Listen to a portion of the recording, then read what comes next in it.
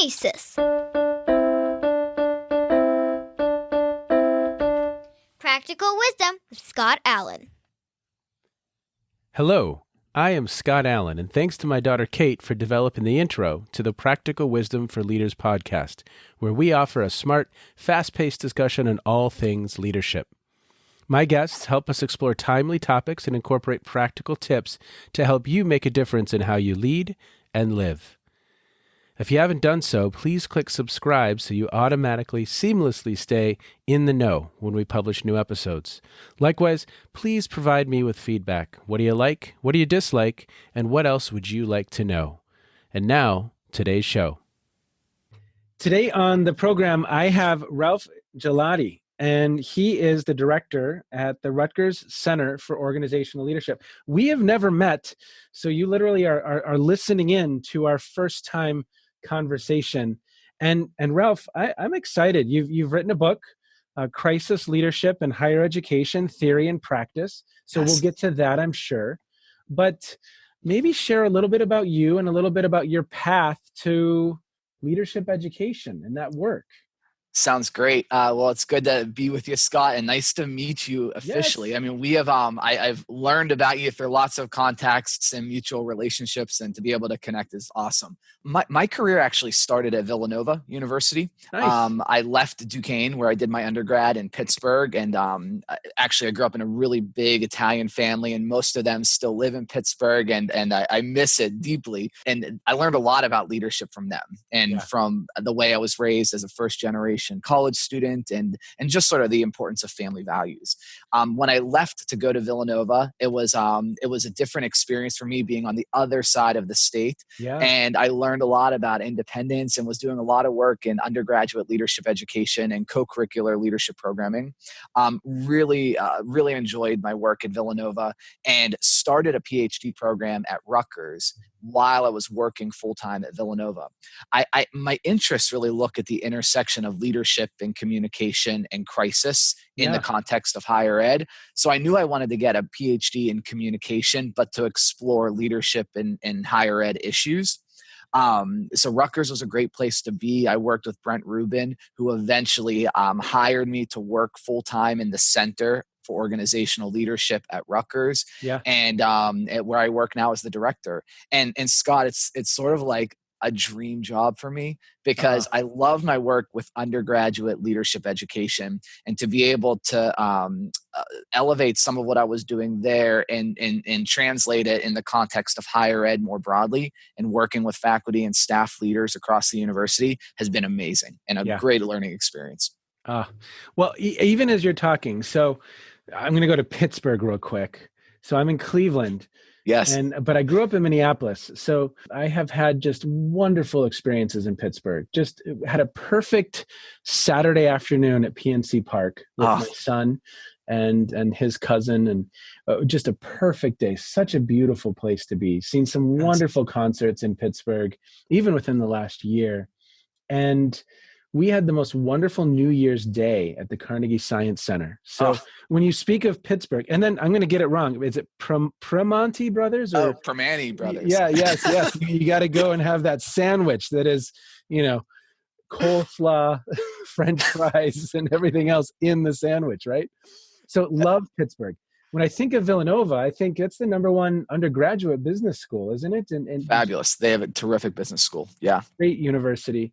And when I think of New Jersey, I think of the Jersey Shore. I think of Ocean City, New Jersey, where my wife and I spent a lot of time kind of in the beginning of our relationship, because their family, they were all from Philly, and they had a big house at the shore, and we would go there every summer and just have a blast. And so those are a couple connection points. But I love the fact that I love integration, and I love people who are thinking about concepts through different lenses. So the communications, the leadership, and tell me about the crisis. How did you get interested in the crisis piece of it all?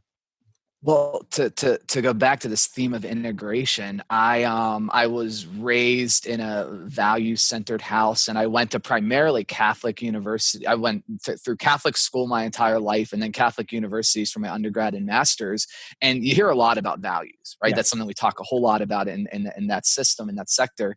And when I left to work at Rutgers, a public, large state institution, values take on a prominent role here as well, right? Yeah. They might look a little bit different and sound a little bit different, but I learned a lot that values matter, right? Understanding sort of what those principles are that guide you as a leader is super critical.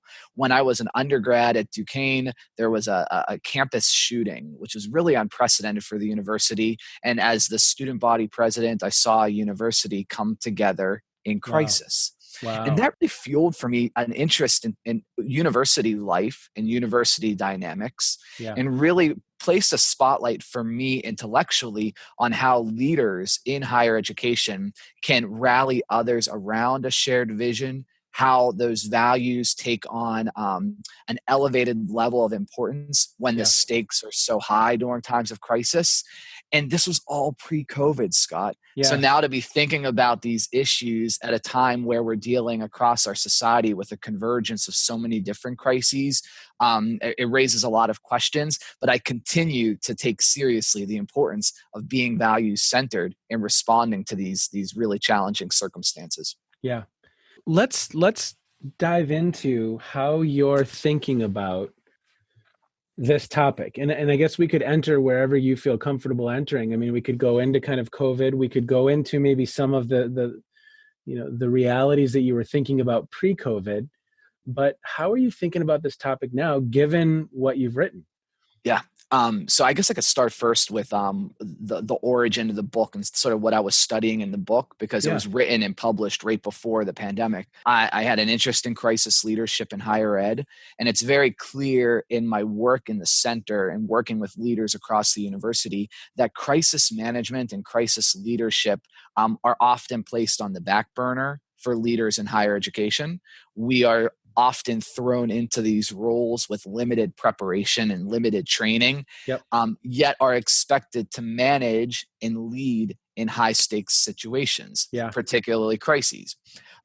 So for the book, I did a content analysis of articles from Inside Higher Ed and the Chronicle of Higher Ed, just to see on the horizon what are the kinds of issues that are being elevated to the level of crisis in the trade publications. Okay. So I came up with this scheme of crises that were most relevant for colleges and universities, because there wasn't one in the literature that I found to be as relevant. Yeah. And then I spoke with leaders across higher ed. What I love about the podcast, Scott, is with each conversation you're having, important themes of leadership are coming out, and there's like the synthesis across the different conversations is fascinating, right?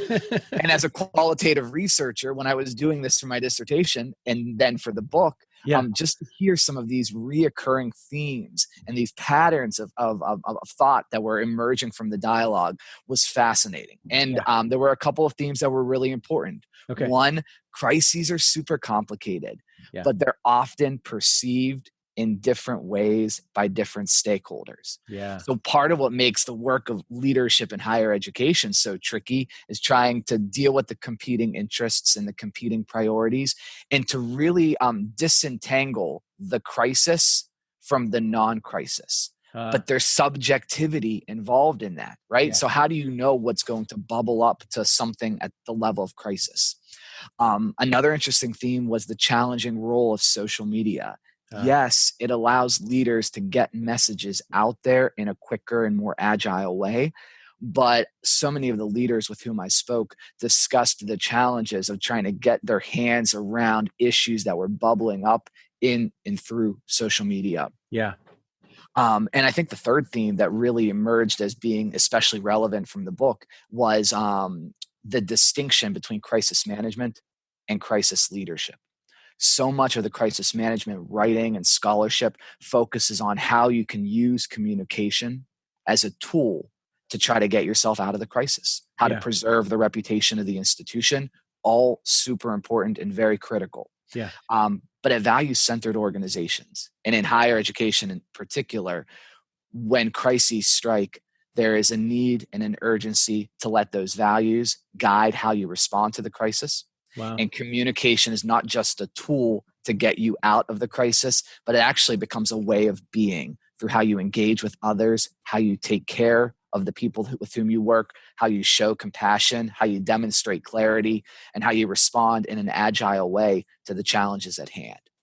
So is it almost like the values are flotation devices? They're there to kind of hold on to as the North Star, or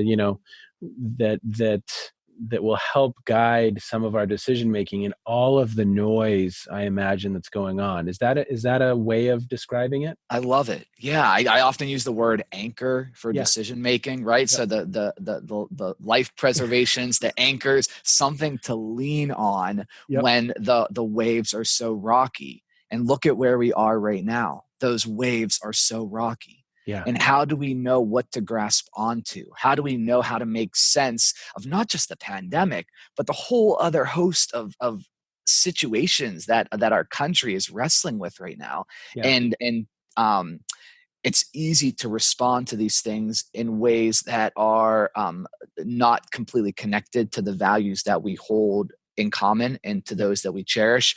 But if we can take pride in those and to place a spotlight on those and to use that as an anchor for how we respond, I think not only will it serve the short-term interests well, but most certainly the long-term interests of our institutions. Well, I love that. I love just even a leader with that as, step one in their mindset, in their way of being, that, okay, our values are front and center in this decision-making process. And how do those help guide how we live our values, how we move forward, how we chart a path?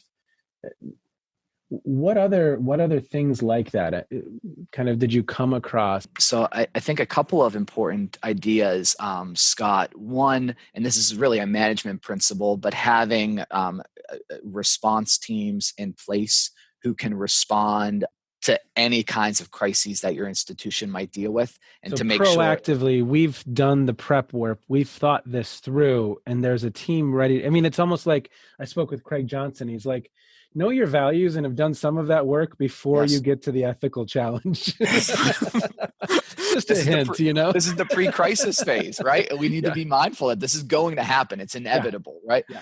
And sadly, that's the case. But to have a team in place that's well prepared, that's representative of different units, and that knows their role and their responsibility. One of the things that came out in the research was this idea of a countercultural need for agility. That in higher education, we sometimes are a little bit slow moving. Change takes a lot of time. But when crises strike, we're held to the same standards for speed and accountability as any large organization, any large corporation. And so we need to have a mechanism in place to respond swiftly, but also to respond again in a way that's consistent and congruent with those values. And we call it countercultural in the book. And I think there's a lot to be proud of in terms of how higher ed has responded to this crisis of, in March, shifting in a remote setting so quickly, with such agility. And there were a lot of kinks and lots of issues to be worked out, but a lot to be proud of in that response. And I think the other piece of this, Scott, as we think about leadership, when we look at leadership communication, and we look at crisis leadership, it's easy to sort of hone in on the messages that leaders, particularly formal leaders, are communicating during times of disruption. And that's an important dimension of leadership.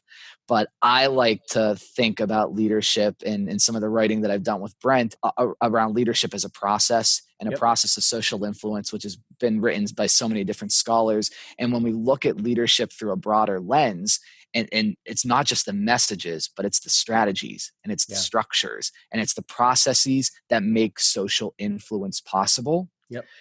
And what does that mean for crisis? That we don't just focus on the messages that are sent during the time of crisis, but the history and the precedent that precedes any leadership communication endeavor. That's part of this leadership transaction. Would you say more about that? So I think in the work that we're doing in the center, we're doing a lot of coaching and consultation with leaders across the university. And oftentimes the focus for leaders is on how to respond to X, Y, or Z situation. And those are really important to understand when a crisis strikes, how might you respond in ways that can help the department or the school. Crisis leadership begins before the moment of crisis itself. Yep. So the ways in which you build trust with your team ahead of time, that shapes the perception through which you'll be analyzed and evaluated when crises strike. There's a history that precedes you. And to build a reservoir of goodwill that you're able to draw on, especially when times are tough, is not just a soft skill of leadership. It's an enduring skill of leadership. Oh, I have to imagine that is the social capital, the investment you've made in relationships within the team or within the larger community, right? That builds trust, and if those relationships don't exist for a leader, you're kind of hanging out there. Am I correct? I think it's really hard. And we have at Rutgers right now an amazing new president who started July 1st. Wow. And it's been, just from a leadership analysis point of view, fascinating to see the ways in which he and other leaders who just started in recent months form relationships in a mediated environment, often the case, and begin to cultivate some of that, because if it doesn't exist, it makes those harder decisions even harder. Yeah.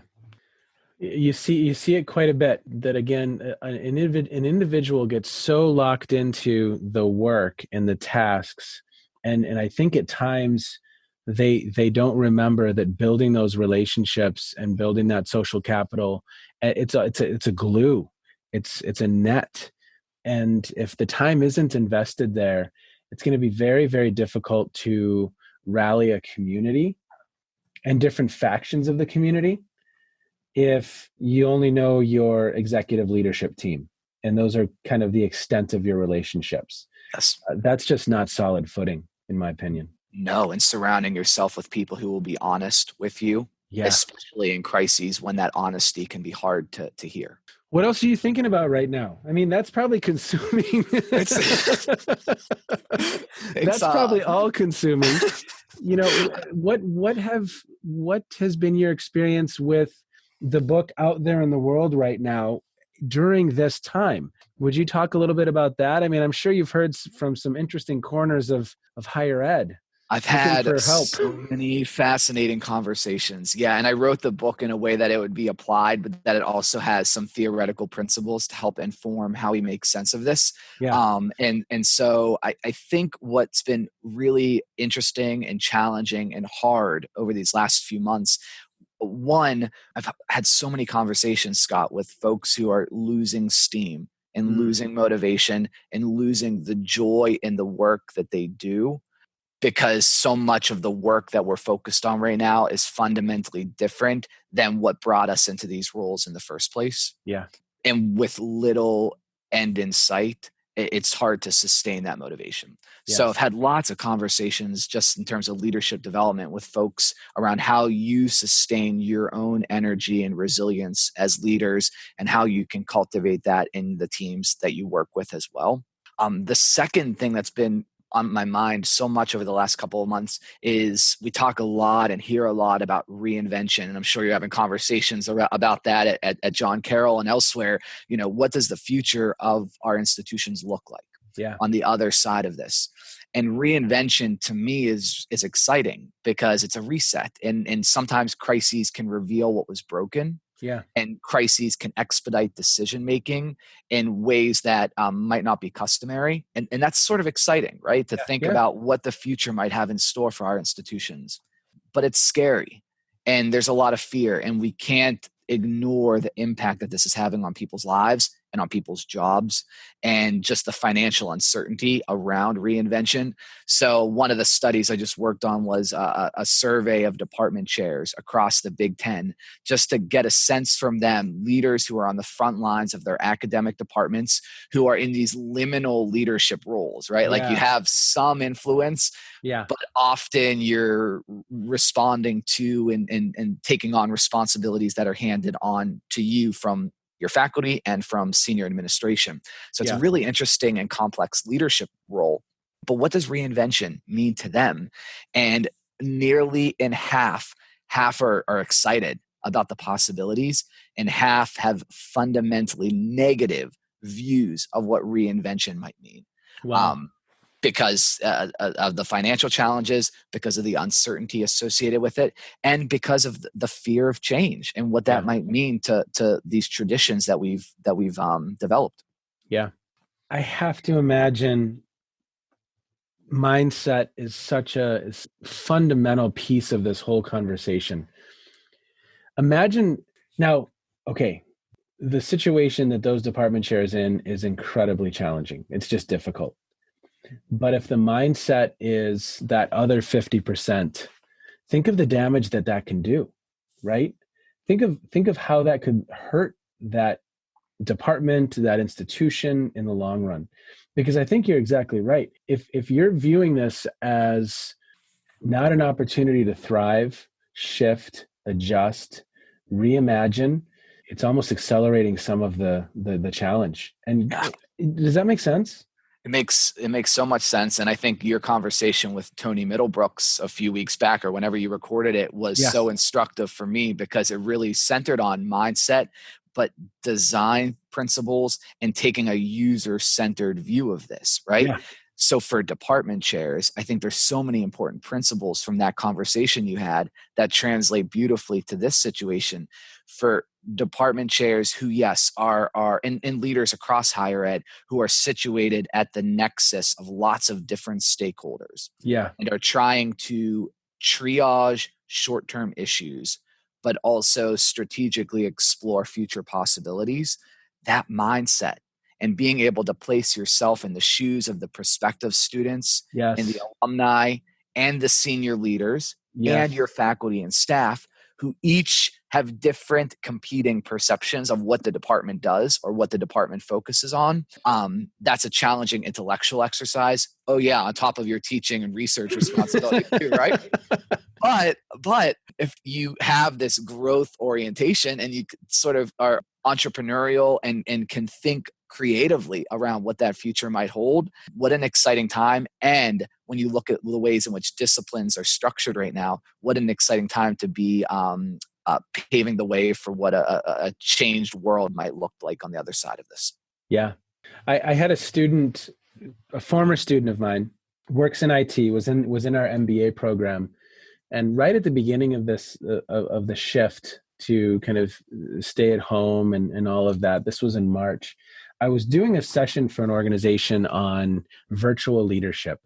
So you can take some of the classic Blake and Mouton and, tasks and relationships. And I was going to some of my students who had worked as virtual leaders for a period of time, just getting some of their thoughts and their advice. And this one student said, look, it's the same what, it's just a different how. It's the same. So back to the values. Here's what we do.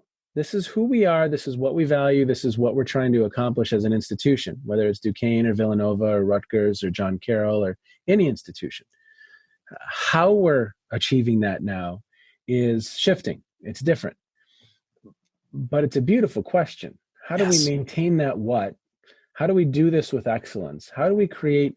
I said to a group of students this summer, I taught my first full online class, and I said, I want this to be the best class you ever take. That's my goal. Now, I know I won't hit that with all of you, but I want you to know that's my objective. And because that's where my thinking had to be, to try and provide a learning experience that was different and new. And I experimented and I learned, and they provided me with feedback, and I got a lot of really, really good feedback from the students about what energized them and what didn't energize them. Was your approach to that, Scott, different than how you would teach it in past semesters?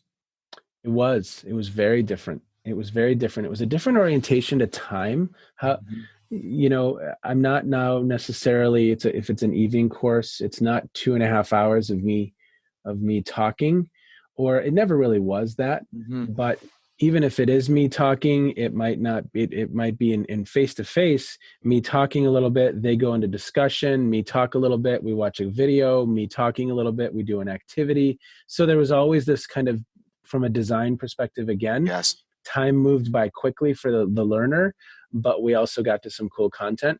I haven't totally figured out that recipe online yet. Yeah. So what I've done is I might add in a podcast. I might add in a smaller group meeting that's a little bit shorter, but very, very focused to 45 minutes. At least that's what I'm experimenting with. Mm-hmm. And again, the students are giving feedback and they are letting me know. So each week they kind of have a module that, stuff to read, stuff to watch, maybe listen to, discuss, reflect on. Then we do some one-on-one meetings with them where I'm getting to know the students better than I ever knew many of my students face to face. Fascinating. So even if you treat the classroom as sort of a laboratory for leadership learning, you guys, you and the students are co-constructing this learning experience together. And I think that translates so nicely to just leadership across sectors, right? Yeah. What are the ways in which leaders and followers, more broadly conceived, are co-constructing these situations to create meaningful opportunities for engagement, such as a classroom setting? Yeah. And I'm asking for feedback left and right. Now, am I always getting that feedback? No, not necessarily. But, I have a midterm questionnaire that's like, hey, how are things going? What do you think? What do you like? What do you dislike? And of course, I say I might not be able to make all the changes you hope to see, but I'm looking for the themes and I want this to be an incredible experience for you. So help me, you're exactly right, co-create what this looks like. I want it to be challenging. It's going to be work, but I want you to finish this and say that was hard work, but I learned a ton in the process, and that's the goal, right? So Scott, let me try to translate some of what you just shared there to what we're doing in our center right now, because we're having conversations in our Center for Organizational Leadership with academic units across Rutgers who are facing similar questions. We know what our why is. We know why our organization exists, but our how is going to need to be transformed given this moment that we find ourselves in. Yeah. So what are some of the new strategic priorities that we need to focus on? And what are the action plans that we need to develop that can help us to get there, right? Yeah. So we're facilitating conversations across the university that are very purposeful, but so much of what you just said is so appropriate to what we're dealing with. One, having a learning orientation through all of this to figure out what's working and what's not working. Yeah. To quickly, right? Quickly, as quickly as possible, so that I felt like the recipe was somewhat in place, face to face. And I kind of view the curriculum as a recipe in some ways. And some semesters it's been some White Castle. Some semesters it's been a 4-star experience. But face to face, I thought I kind of had the recipe in place, and so now I'm trying to relearn that recipe online and in the digital space. And what's too much, what's not enough, what's enough face-to-face time, what's not enough face-to-face time, especially when the students are used to and value, at least at our institution. We rarely have a class larger than 30. So you do get to know the students, build relationships. So yeah, it's a fascinating time for all of that. It really is. What are you hearing? What are you hearing from some of the conversations that you're having? Very similar to some of the thoughts that you were sharing there. Engagement is challenging but critical. Yep. And engagement will look different depending on the scope of the class or the scope of the leadership endeavor that people find themselves in. Lots of questions around sort of culture and the spirit of the department. So for individuals who have been leading teams across the university or teaching classes, there's a spirit that we intend to cultivate, right? Yeah. And we've been, for some of us, working on this for years, and we're proud of that. How do you sustain that when the circumstances are so challenging, such as which we're dealing with now? Another theme is alignment. How do we move forward in new, interesting directions with our curriculum, with our programs, with our services, with the work that we do at our institution, in ways that align with some bigger strategic vision, Yep. and trying to make that alignment clear, especially when that future is so uncertain. Yeah. That's a challenging endeavor for so many. Yep. And I guess the last one I'd share is great appreciation for the work that we do in leadership education and leadership development. We run a lot of different programs. I have an amazing team that I work with in the center, and we're working on programs for mid-career faculty and staff, doctoral students who are looking to enhance their leadership development, medical students with similar goals, and faculty administrators from across our health system. Those are just some of the audiences that we engage with. And we were really worried in March and April and over the summer, like, we are going to have these programs online. Will they still be meaningful? Yeah. Will there still be an interest? I mean, these are really busy people in normal circumstances.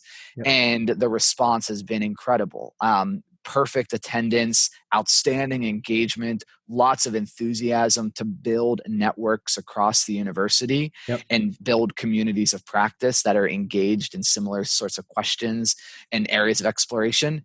And just appreciation, Scott, to take their minds off of the challenges of their normal 9 to 5 or 9 to 9 or 9 to 12 kinds of roles, right? But like to take time to focus on their own development is it's an unusual time to be doing that when we're in such disarray, but also such a beautiful time to be asking these questions. Yeah.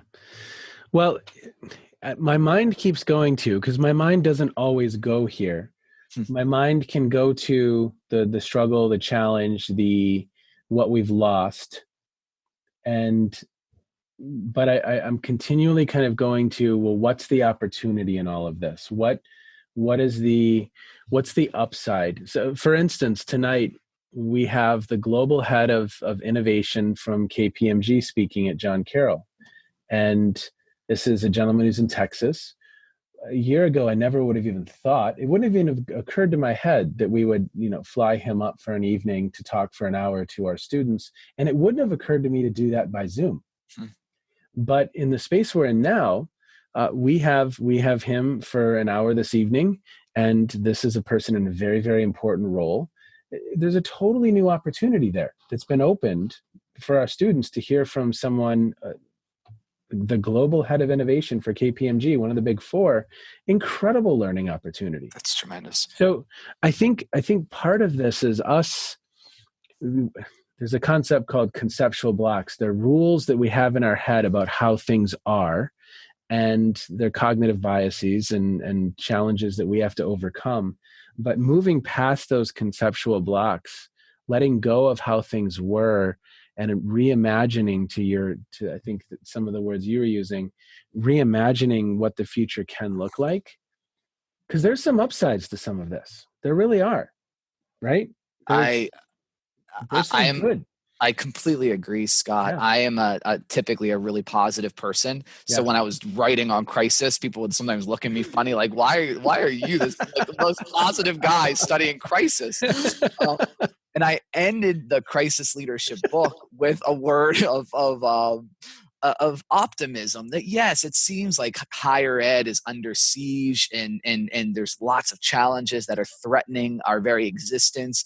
But look at all the good. We're still held as sort of standards for global higher education, right? There's so much to be proud of.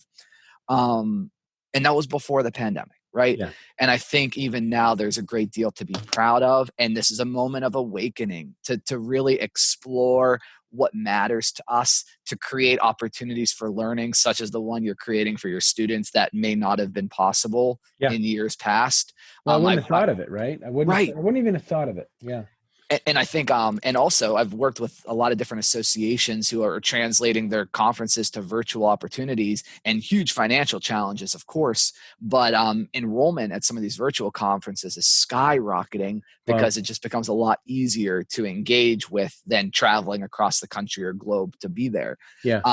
It's not to diminish the material and the emotional and the human impact that these crises have had, right? Those are real and important to acknowledge. And there are lots of issues regarding sort of access to higher education and the disproportionate impact this is having with across our society. And it's important to honor that. But I do think if we are mindful of that disproportionate impact, and if we are thinking creatively and going back to the mindset, Scott, with an eye towards innovation and an eye towards learning and an eye towards transformation, we can all learn together through this. We can heal together through this, and we can come out of this stronger than we may have been and more unified than we may have been going into this. Yeah. And that's such a incredible phrasing you just used. Learn together through this.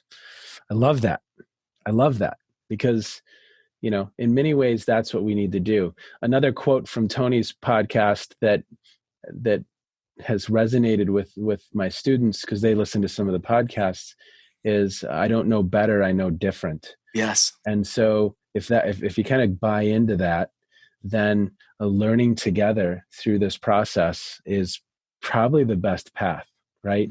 Because they have incredible perspective, value, and they're an important part of this equation, their experience, if we go back to that user-centered design kind of notion. But learning together through this, I love that. That. And you would think that in institutions of higher education that we would all share this commitment to learning together. And I think it will be, and this is a challenge and a reality, to try to build support and rapport across our institutions and to learn together. Hopefully will be a shared value as we get through this. Good stuff. No, fascinating. I got to tell you, Scott, one of the things that's been really interesting for me in listening to the conversations you've had, I have a son and two daughters, and you have a son and two daughters, right? Yeah. And my youngest was born. So first off, the conversations you've had with folks around gender and sort of leadership have been fascinating. And I have so much like you to learn on this topic, especially in raising two young girls. But what's been really interesting is my youngest was born on March 19th. Okay. So it's been a crazy 6 months, right? Yeah. And to think about what a moment for her to be born into this sort of chaos, but to go back to the upside of it all, to be home with her and to see her grow every day in ways that I may have missed if I was driving, an hour each way on a regular basis. So when you said born March 19th, like literally newborn. We were in the hospital as they were setting up the COVID test drive-through testing site outside of the hospital, watching the news of that was the day that the stock market just completely collapsed, when I think the reality of this was becoming more clear. And it was scary, and it continues to be scary, but lots of blessings in the midst of this. Yep. No, you're exactly right. It's a very complex time. And I've been learning a lot as I've been having these conversations, because as you mentioned, there's a lot of different areas in this topic of leadership to kind of be aware of or have a command of. But I have so much respect for what you're doing, because that's another super important piece of this whole conversation. I love the notion of, are we prepared? It makes all the sense in the world. It's something I'd never thought of. Do we have the team in place? Do people know their roles? And what are we going to do when it happens, right?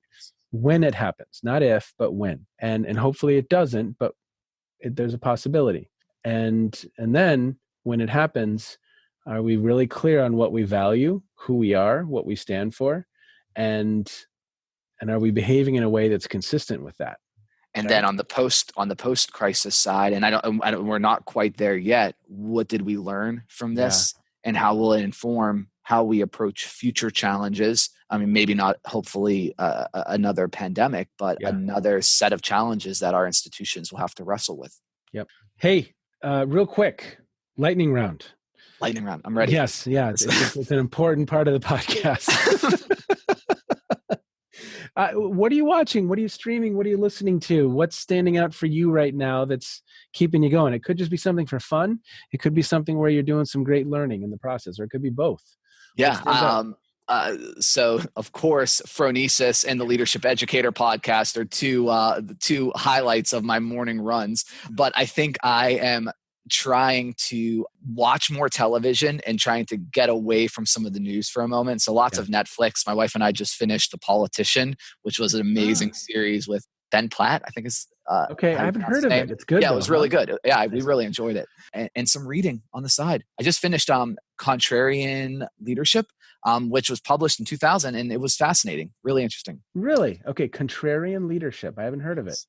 Stephen Sample, he is the former president at USC, USC. correct? Mm-hmm. Okay, interesting. Very cool. Yeah, he was there with Warren Bennis, probably. Yes. You probably mentioned Warren Bennis in the book, I imagine. Yes. Oh, that's great. Cool. Hey, I am so excited to have future conversations with you. And likewise, Scott. When we are at ILA together, now we will know to bump into each other. And I just appreciate the work that you're doing. It's been a lot of fun. I'm so looking forward to it. Yeah, thank you, Scott. And good luck to all the listeners out there, because this work was important before all these challenges. And my goodness, this punctuates it, and it's going to be even more important moving forward. Yep, I couldn't agree more. Well, thank you, Scott. Great connecting with you. Yep, take care. What a fun conversation. I have not spent a lot of time thinking about the space of leadership in crisis situations. He said some things that really, really made sense. Ralph talked about how in values-centered organizations, those values have to guide our decision-making. And I thought that it makes perfect sense, but I had just never thought of it that way. And then he also said something that was really, really very, very cool. He said, when you look at leadership through a broader lens, it's not just the messages or the communication, but it's strategies and it's structures. It's the processes that make social influence possible. So in this instance, it seems to me a piece of this, yes, we're allowing our values to guide our way, but we also talked about the need to have a plan and for people to understand their role and for people to understand how things like social media will unfold. Because as the crisis unfolds, we need something to hold on to. And I loved, as we were talking a little bit about the crisis of COVID-19, higher education, and I actually named the episode after this quote. He said, with an eye towards innovation, an eye towards learning, and an eye towards transformation, we can all learn together through this.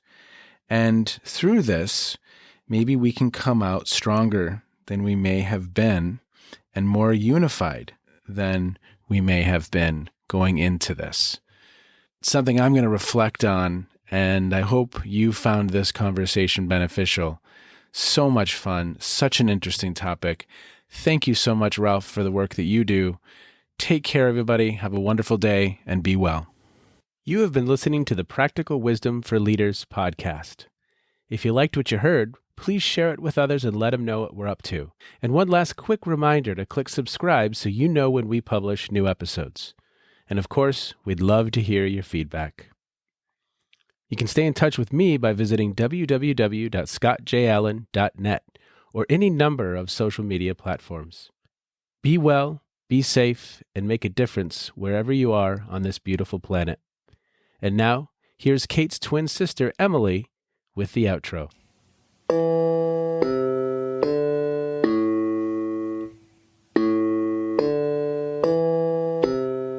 You've been listening to Phronesis, Practical Wisdom with Scott Allen.